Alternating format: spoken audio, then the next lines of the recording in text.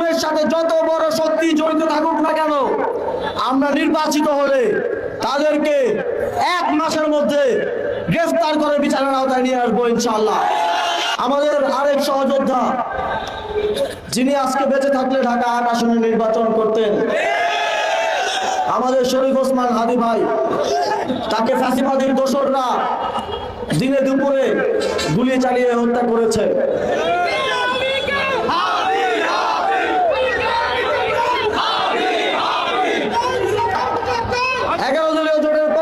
নিশ্চয়তা দিতে চাই, খুনিরা যেখানেই পলাতক থাকুক না কেন, এই খুনের সাথে যত বড় শক্তি জড়িত থাকুক না কেন, আমরা নির্বাচিত হলে তাদেরকে 1 মাসের মধ্যে গ্রেফতার করে বিচারের আওতায় নিয়ে আসবো ইনশাআল্লাহ।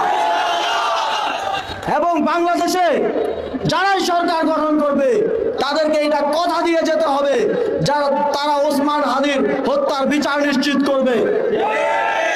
আমরা শহীদ শরীফ ওসমান হাদির হত্যার বিচার নিশ্চিতের মাধ্যমে সন্ত্রাসীদের, গুপ্ত হত্যাকারীদের স্পষ্ট হুঁশিয়ারি দিতে চাই। বাংলাদেশের জনগণের প্রতিনিধিদের, বাংলাদেশের আধিপত্যবাদ বিরোধী জনগণের প্রতিনিধিদের হত্যা করার পরিণতি কি হয়।